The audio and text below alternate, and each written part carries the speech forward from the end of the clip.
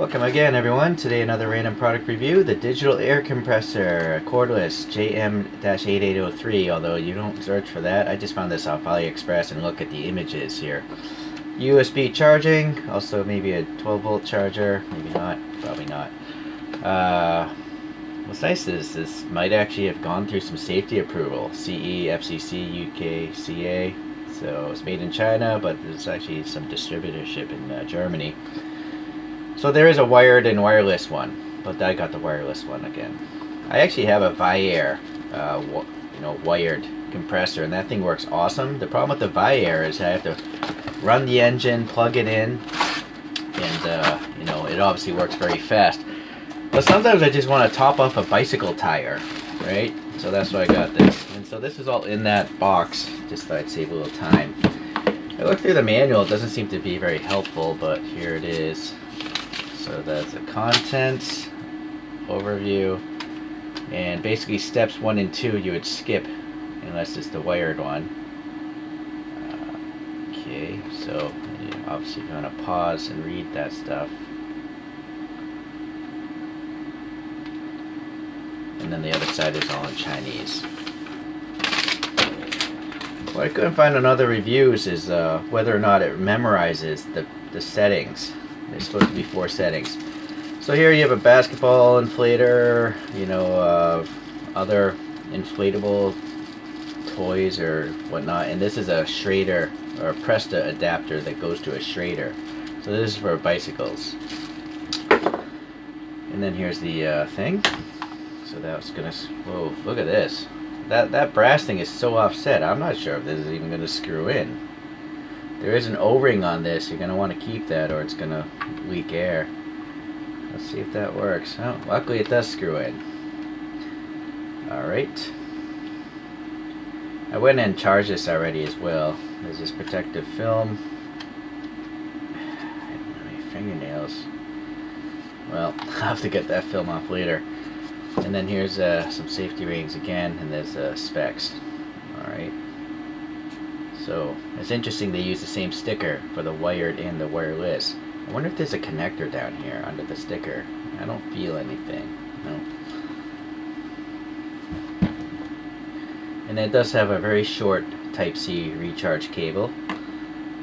And then let's turn it on here. Power button in the middle. I think I might have to hold it. Alright, so it just went through a scroll there. Right now it's in PSI. So here's the automotive thing. It's a 2.5 bar. I'm going to just change that to 255. Okay. This is at 8. I'm going to change this to 8.5. I'll see it resets back to 8. Let's go back to the car one. Oh, see, no, wait, my bad. See, it did remember the car setting. So, let's drop this down to 7. Maybe that's, or 6.5. Okay. And then this, we'll drop it down to 0.5, something like that. And this as well.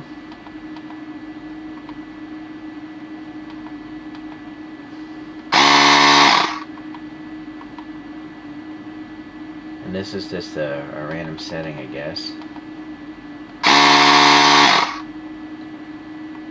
Alright, so it does remember the 255. It does remember the basketball. Alright, so that's what I was wanting to know.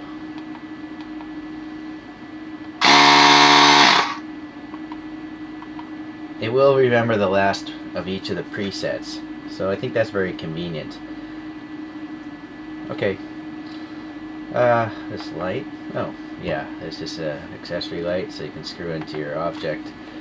So, maybe when I'm not oh, why is it blinking though? Oh, this modes. Like an SOS signal. Okay. It would have been nicer to have one of those quick release ones.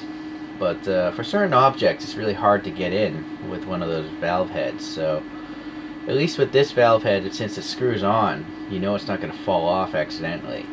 So, obviously you want to have this screwed into the compressor before you attach this to your tire. Otherwise, the air is just going to flow right through the tube and totally drain out your inflatable. I don't see any dimensioning on the instruction manual, so I thought I'd just do this. The thing weighs 450 grams ish, somewhere in that ballpark. The main unit's a little over 14 centimeters, 141 millimeters, or a little over 5.5 inches in length. This isn't actually a square; it's a rectangle. So you can measure that. It's probably like 52 millimeters, or a little over 2 inches. And that's in this dimension. It's like 57 millimeters, or like 2¼ inches, a little over that. With the actual hose, though, it's around 11 inches or 28 centimeters. Okay. So here we have an old school 23 millimeter wide by 700C road bicycle tire, and this has the Presta valve, you know, the thin one. This is a totally flat tube, and so this is why I primarily bought this thing, because it loses pressure. There's an inner tube on this one. So there's the Schrader adapter, and now we gotta screw this on here.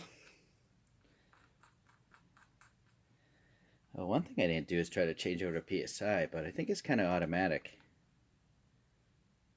Alright, so let's see. Where's the bicycle indicator? Yeah, so I want to... This is supposed to be 100 to 120 PSI. If I just hold the button, it will scroll. There we go. Let's see how long it takes to get up to 100 PSI.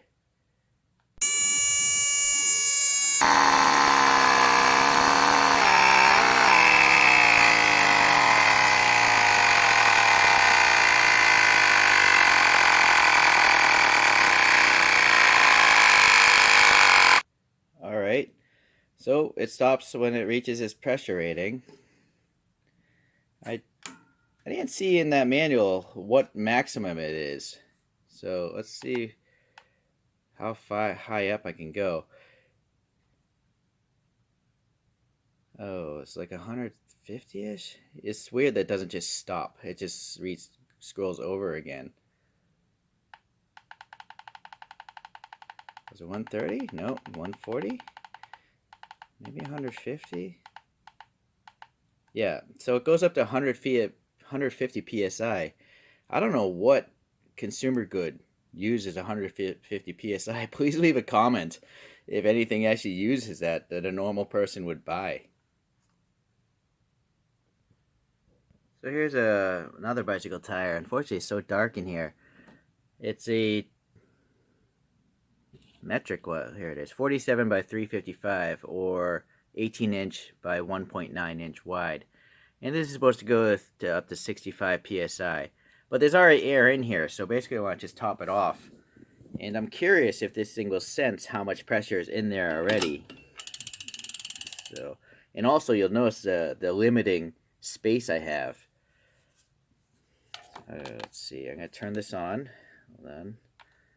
I'm going to set this, you know, it's weird. It always starts up in the random pressure setting, so I have to always scroll. It doesn't remember the last thing I inflated, which would have been nice. 65 is what I want to get this thing to.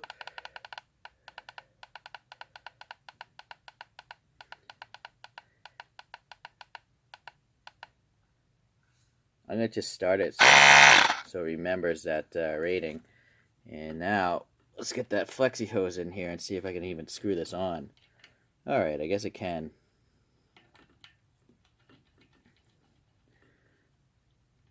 Alright, that seems to be on tight. Alright, let's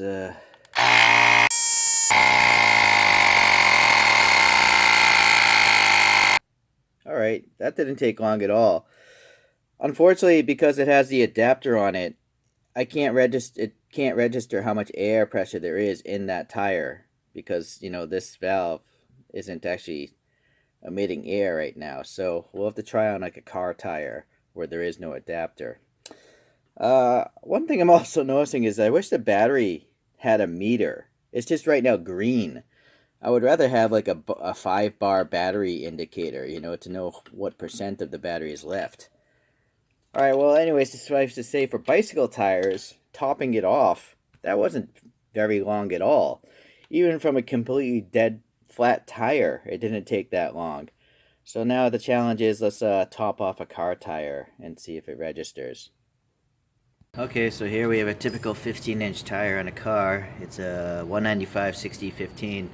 And I'm going to drop the pressure down on this thing, but let's see how much pressure there is on it. Granted, this is a kind of a cheap gauge, but let's see if it matches what's on the machine. Right now it's like 32.8. I'm going to drop it down to like 27 maybe. Alright, it's 26.6. So I would be pretty alarmed if I let my tires get that low. So let's turn this thing on. And go to the car setting. See, it always defaults to the standard non-preset. So that's kind of weird. And I kind of wish this was in PSI. Reason why is you have to go 2 decimal points. Oh, here it is. Nope. So I'm trying to like hold this down and change this car one to PSI. No. Let me hold that down again. There we go. Alright. I actually like PSI more because it's a tighter range if you're trying to just remember a whole number. Alright, so let's get this to 33 PSI, which is what my car wants to run at. I'm going to just run it. Alright, so it should go to 33 now. Let me screw this on and let's see if the display registers the PSI. It does. Okay. So yeah, 27.5, whereas this said like 26.6. We'll see at the end.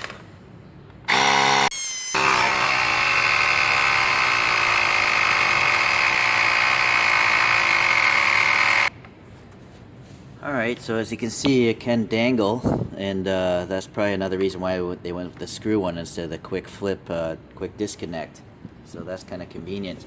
And in particular, what's nice is I don't have to remove the nut that keeps my tire pressure monitor on there. Oh, I probably let a bunch of PSI out doing that. I should have unscrewed quicker.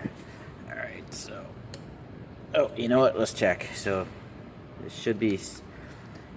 Maybe it's a little under 33 now, but... 32.2. So, I think that's probably fairly close, because I just let some pressure out.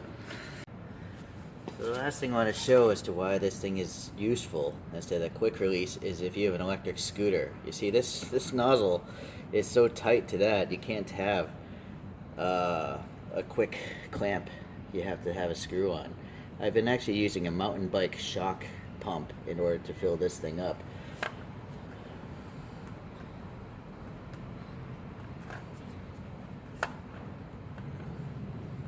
Uh-oh. No, there it goes. I just got to flex the thing. So let's see. It's supposed to go up to 35 PSI. I do wish this thing, again, remember the last thing you did. And also, you notice the car setting is gone. It's not in PSI, and it's just 2.5 bar. So the memory of this thing is not very good. It's not user-friendly. Yeah, this is at bar. I had it at PSI. So again, I have to go to this, hold this down. I have to do that 3 times. KPA, KG, PSI, then 35.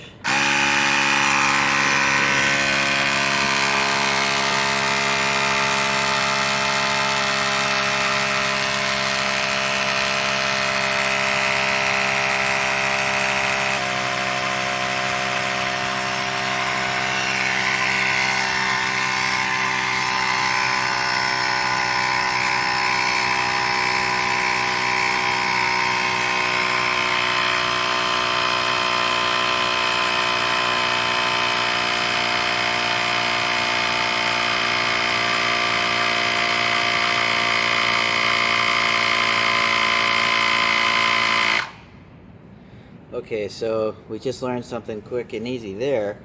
Me messing around with this made this side loosen up. So if you don't need maximum portability, I would suggest you thread lock that in place because it was just dumping air through there, and then once I tightened it, it inflated so fast, right? Okay, so that's one thing I would recommend, thread locking that if you don't need to have the compactness. And then I guess the main issue I have is there's no memory on this thing. If you're only inflating a tire once every month, I guess it's no big deal. But if you have multiple objects, multiple bicycles, scooters, cars, it's going to get annoying. So I'm not sure if the more expensive ones actually remember your last settings, but this one will not. But it was pretty inexpensive. I think it was like $25. So I guess I'm okay with it. Naturally, I wouldn't really want to inflate a complete car tire, but there's no, I believe it probably could do it, but it'll probably take quite a while. Okay, so that's today's random video. Hopefully this helps you decide. If I were to buy it again, I would try to find one that has memory, just because I'm lazy. But this is a good idea, I think, the screw on, if you're going to get into weird objects like this, where you can't use a quick release anyways. Thanks for watching. We'll see you in the next random review.